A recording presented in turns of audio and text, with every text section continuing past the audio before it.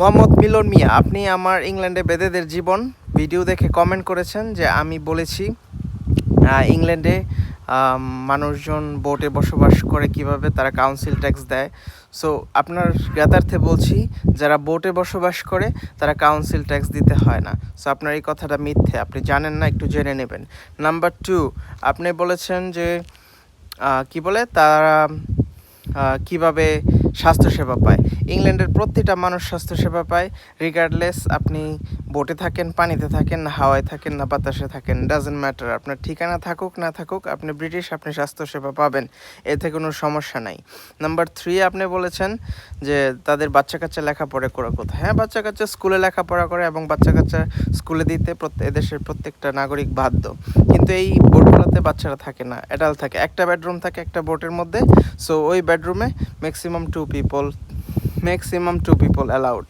3 people তো এখানে সম্ভবই না। সো এখানে বোটে 2 বা 3 জনের বেশি থাকে না।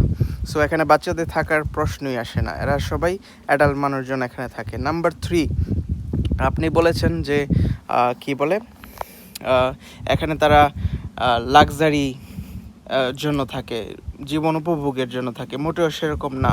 এখানে যারা থাকে তারা এটাই তাদের বাসস্থান, এখানেই তারা জীবনযাপন করে, সারা বছর ব্যাপী এখানেই থাকে। সো এটা বিলাসিতার জায়গা না, তাদের অন্য কোনো আবাসস্থল নাই, অন্য কোনো বাড়িঘর নাই। তারা এখানেই কমফোর্টেবল এবং তারা পার্মানেন্টলি এখানেই থাকে। সো জিনিসগুলো জেনে বুঝে তারপরে কমেন্ট করবেন।